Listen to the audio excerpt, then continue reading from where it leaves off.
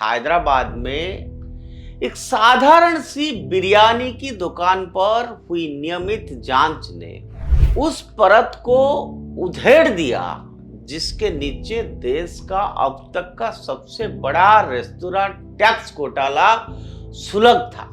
जो शुरुआत में एक सामान्य निरीक्षण लग रहा था, ये देखते ही देखते 70,000 करोड़ रुपया के संभावित टैक्स घोटाले की राष्ट्रीय जांच में बदल गया।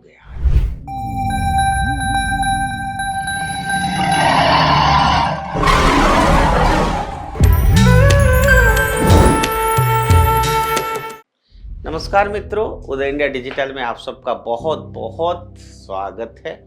मैं हूं दीपक कुमार रथ। आज इंडिया थिंक्स में कुछ बातें ऐसे कहूंगा, सुनूंगा, आप सुनोगे तो चमक जाओगे। हाँ, कभी कभी इतिहास बड़े खुलासों को बहुत मामूली घटनाओं के बहाने सामने ले आता है, और इस बार कुछ ऐसा ही हुआ। आप आश्चर्यचकित होंगे। हैदराबाद में एक साधारण सी बिरयानी की दुकान पर हुई नियमित जांच ने उस परत को उधेड़ दिया जिसके नीचे देश का अब तक का सबसे बड़ा रेस्तोरां टैक्स घोटाला सुलग था। जो शुरुआत में एक सामान्य निरीक्षण लग रहा था, ये देखते ही देखते 70,000 करोड़ रुपया के संभावित टैक्स घोटाले की राष्ट्रीय जांच में बदल गया। ये कहानी सिर्फ टैक्स चोरी की नहीं, बल्कि उस डिजिटल धांधली की है जो बरसों से बिलिंग सॉफ्टवेयर के भीतर चुपचाप पल रही थी। जांच अधिकारियों ने एक लोकप्रिय बिलिंग सॉफ्टवेयर को खंगालना शुरू किया, जैसे देश में 1 लाख से अधिक रेस्तोरां इस्तेमाल कर रहे थे उस सॉफ्टवेयर को, और लगभग 1.77 लाख आउटलेट्स की डाटा का विश्लेषण किया गया। 6 वर्षों के 60 टेराबाइट से अधिक डिजिटल रिकॉर्ड, जिनमें 2,43,000 करोड़ रुपए की बिक्री दर्ज थी, उसको एआई टूल्स और के फॉरेंसिक टेक्निक की मदद से स्कैन किया गया। जैसे जैसे डाटा की परतें खुलती गई, एक चौंकाने वाली पैटर्न सामने आया। ग्राहकों द्वारा भुगतान के बाद special in cash transactions bill system से चुपचाप डिलीट या संशोधित कर दिए जाते थे। इमेजिन करिए। और देश भर में ऐसे मिटाए गए बिल की राशि 13,000 करोड़ रुपया से अधिक पाए गए। आंध्र प्रदेश और तेलंगाना में ही छिपी हुई बिक्री 5,100 करोड़ रुपया से ऊपर निकल आई। जांच की पुष्टि के लिए अधिकारियों ने न केवल उन्होंने 40 रेस्तोरां में फिजिकल इंस्पेक्शन किया, और नतीजा चौंकाने वाले था। करीब 400 करोड़ रुपया के बिक्री आधिकारिक रिकॉर्ड से गायब मिली।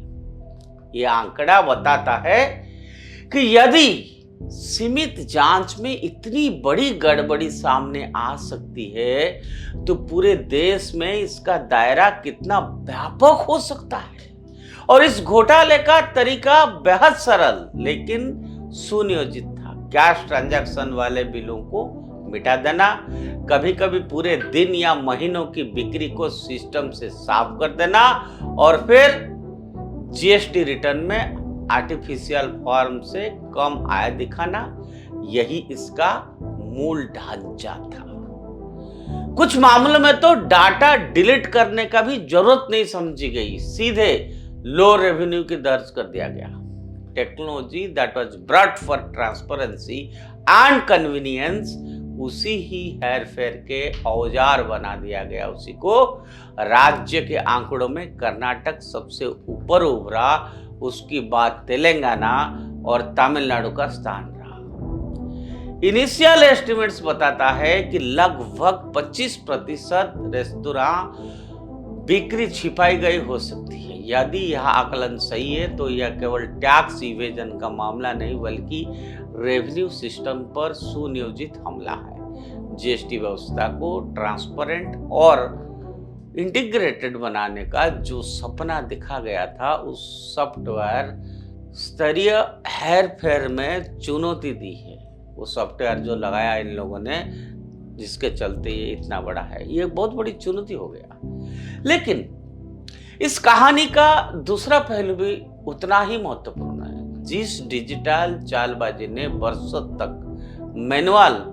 मैनुअल ऑडिट को चकमा दिया, उसी को एआई और डाटा फॉरेंसिक ने बेनकाब कर दिया। यह स्पष्ट संकेत है कि टैक्स एडमिनिस्ट्रेशन का भविष्य डाटा आधारित और टेक्निक संचालित होगा। अब केवल कागजी मिलान या रैंडम निरीक्षण पर्याप्त नहीं होंगे। बड़े बड़े data set, algorithmic pattern recognition और रियल टाइम एनालिटिक्स ही ऐसे संगठित घोटाला को पकड़ सकते हैं। यह प्रकरण सरकार और उद्योग दोनों के लिए चेतावनी है। The restaurant industry, a major source of employment and consumption, must meet the test of transparency and honesty। वहीं टैक्स एडमिनिस्ट्रेशन को सॉफ्टवेयर कंपनियों की जवाबदेही तय करनी होगी ताकि बिलिंग सिस्टम में ऐसे छेड़छाड़ की गुंजाइश ही ना बचे। एक साधारण बिरयानी निरीक्षण ने देखा दिया कि जब टेक्निक और इच्छा शक्ति साथ हो तो 70,000 करोड़ की चुप्पी भी टूट सकती है। इमेजिन करिए मित्रों, इस देश में क्या हो रहा है। कुछ लोग तो 2 स्क्वायर मील दिन में नहीं खा सकते, कुछ लोग इतना चोरी करके, टैक्स फ्रॉड करके पैसा कमाते हैं। ये 2 पहलू है समाज के, लेकिन ये जिम्मेदारी सरकार की, सिस्टम की है। इसको फिक्स होना चाहिए। आज के लिए इतना।